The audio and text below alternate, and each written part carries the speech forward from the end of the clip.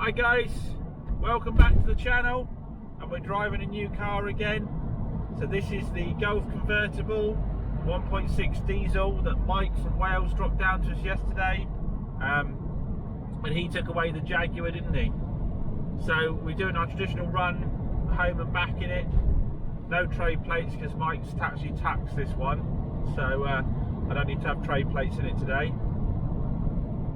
So take it for a little spin and make sure it's all good. So a little quick reminder, 117,000 miles on a 2011 with a 1.6 diesel in it. It was a Cat N, so non-structurally damaged, just panel damage. I think looking at it, it must have been something to do with the front bumper. And we're just taking it for a run, make sure it's okay, it's mechanically sound. Now it has thrown up an ABS light, it's done that a couple of times. It pops up and then it goes away for like 10-20 minutes and then pops back randomly. So I think quite possibly we got maybe a loose connection in the sensor there. I don't know if these are a ring, or I don't know what the ABS connectors are on these ones. So we'll need to get that checked out. I think it's because Mike did say, and I said in my earlier video, when he was on his way down here, someone stopped really abruptly in front of him on the motorway, and he had to really come on the anchors. So we'll need to get that checked out. But other than that, it is a really nice drive. Suspension's good. Again, you're always looking for knocks and bangs on suspension. That's all good. Turns in sharply. No noises from the wheel bearings, anything like that. Yeah, comes in here nicely like this, through a set of corners. This little 1.6 diesel is really nice. I'd actually not driven one of these before. Oh, actually, yeah, no, I did in the Audi A1 before. I don't know if it's exactly the same engine, but yeah, it's a really pokey little devil. It's got a load of torque.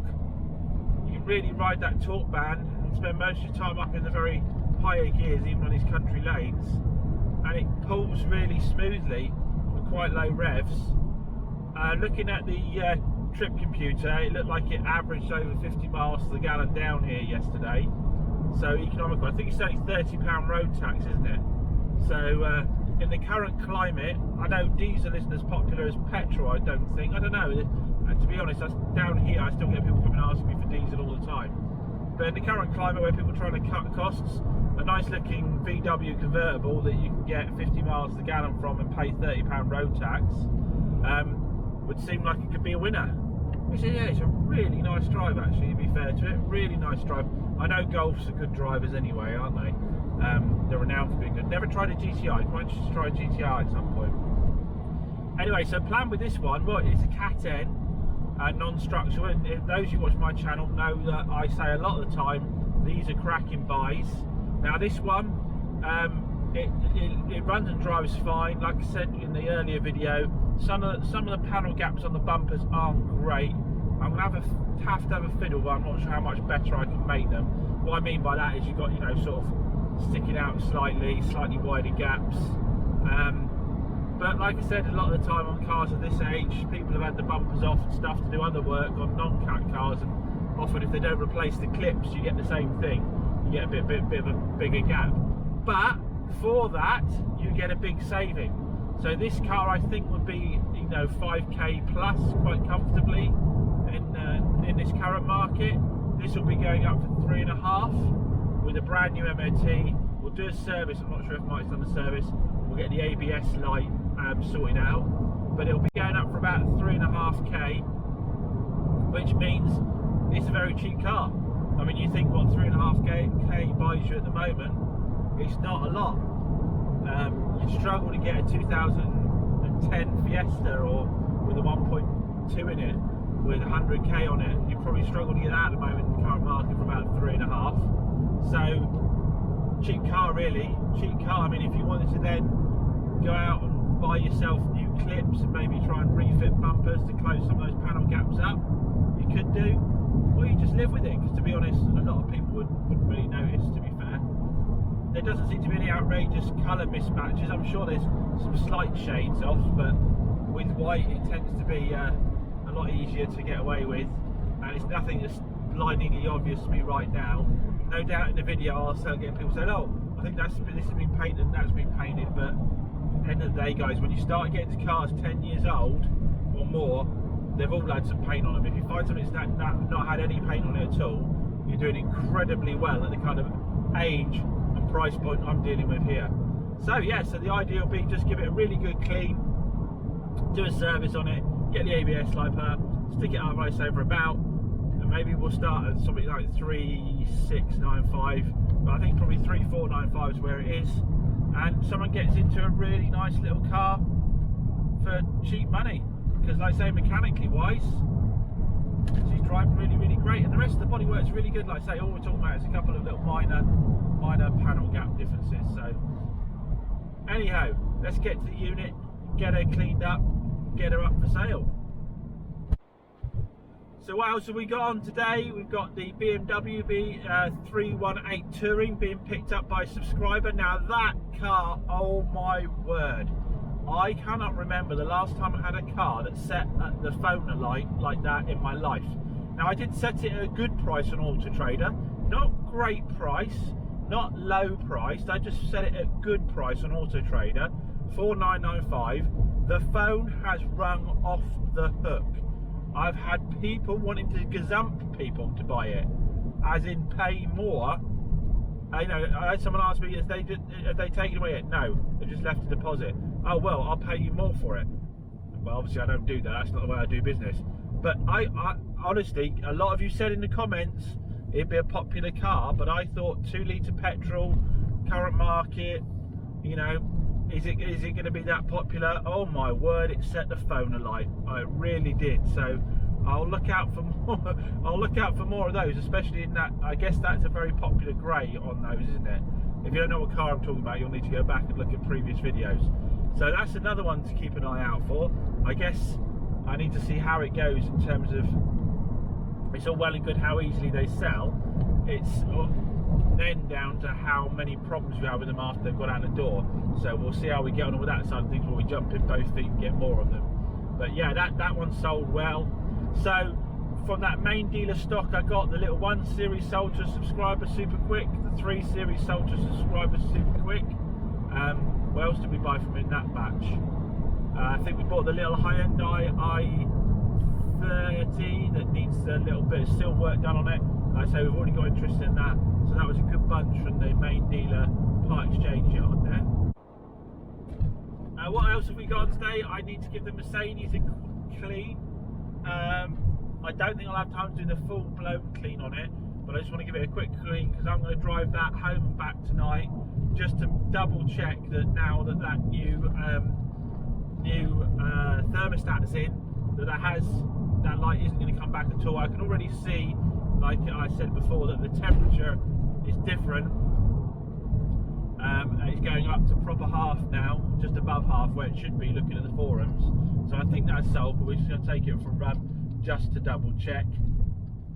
But other than that, I think I might have a little bit of a laid back day today, because I've been feeling rough as rats, and I had to stay up really late doing my VAT last night, as well as putting a few legs doing other stuff at the unit recently. So I think with the sun out, it'd be nice to get my MGB up and running, but I'm not quite sure what the problem with that is, and I just don't have the time at the moment to do that.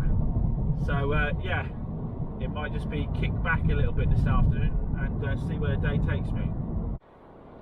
Yeah, I haven't driven it a little bit further now. It's another one of those little cars that actually you could use the daily, get good fuel economy out, but it's actually got a really good little chassis underneath it.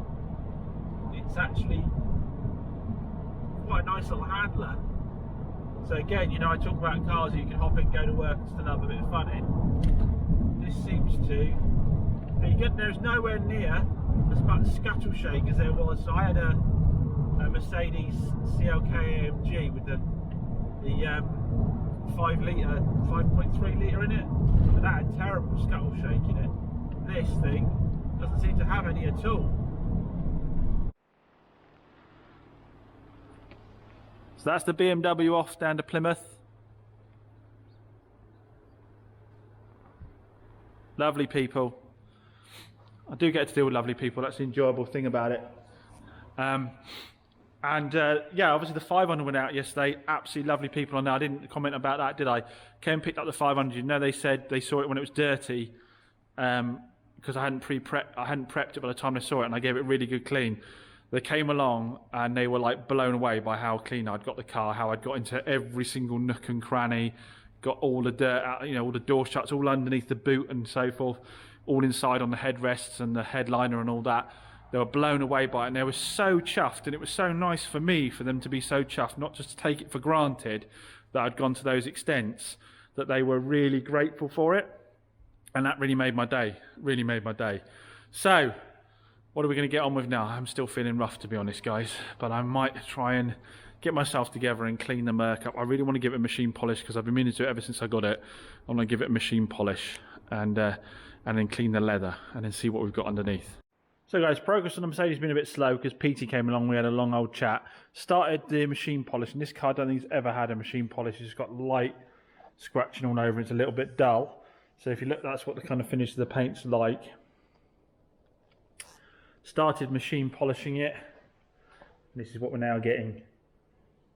So I've got 2 compounds, anti-hologram compound and the cutting compound. So the cutting compound goes on, then the anti-hologram stops it from having the sort of lines where you've buffed it. And you see it's coming out really nice with that light scratching is coming out, which is really good news, isn't it? I thought so. Do that over the whole car, give it a good wash, back and a wax afterwards, get it up for sale finally. No such luck, guys. I ballsed up big time. So I wanted to clean the leather inside. The driver's seat and the driver's door card were bad. I've given that a good clean, came up nicely. Used the same stuff on the seat.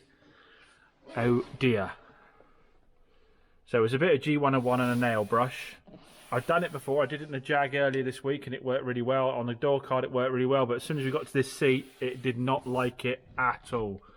We've got some yellowing there. I've kind of stopped and left it where it is. So I've got some advice coming from a friend of mine, Martin from Revive My Ride. I've sent a message to say, look mate, what's the score with this? What can we do with it? He is fantastic at recolouring leather. So if needs be, that's what will have to be done. You can see down here, the base is now actually worse. Yeah, it's a lot worse than it was. It looks like it's taken some of the colour out of it. You know me, guys, I'm all about telling you the truth about what happens in this game. I should have just taken some warm water to it or some specialist leather cleaner, but like I say, I've done it loads of times before without any problems for whatever reason. I don't know if this seat maybe been recoloured before at some point, or I don't know what the score is with it, what was on it that was making it dirty in the first place, but it's not reacted, so that is going to delay the sale big time, because obviously I don't want to put it up like that. I want to get that sorted out, because now I'm going round doing this machine polishing and bring it up. There's still some scratches there that I'm not going to go out without paint, and I'm not going to do paint on it because you're going to start messing up the colour match. But yeah, it's going to delay the sale, which is really annoying, because obviously delaying sales, this has been sitting around long enough, is bad news for cash flow and for opportunities. It means I'm still spending time now. I've got to still spend time finishing it off, but it's likely there'll be a week before someone can get around to doing that. So I should have started on a car that, like the i10, that I could have got ready and got out the door. But then, as they say, hindsight is 20/20, isn't it? So no point beating yourself out about it, and no point wasting time whinging about it, because at the end of the day, that's time you could be spent getting something else done. So let's carry on and machine polish the rest of the body. At least that'll give me some satisfaction towards the end of the day. I take a lot of this stuff in my stride a bit more now, because it's just like, one, I'm not relying on this one car for sales. If I was relying on this one car, that would be a kicker, wouldn't it? I've got so much other stuff to get on with. So yeah, just take it in your stride, carry on. I always say, if you've got a problem, if you can do something about it, do it. If you can't do something about it, move on to something else. Otherwise, you're flipping just wasting your own time, aren't you? Stop. Those of you that are just about to comment down below, never use G101 on leather because it'll pull the colour out. Stop. Give yourself a break from being a bit silly. I've just told you exactly that I shouldn't have put G101 on it. So I don't need to be told you shouldn't put G101 on leather seats. All right, can we just have a deal on that one, guys? I don't want to see a raft of comments. Can I have some moderators jump in, please? Anybody that's that below, go and tell them they're silly. Thanks. Cheers.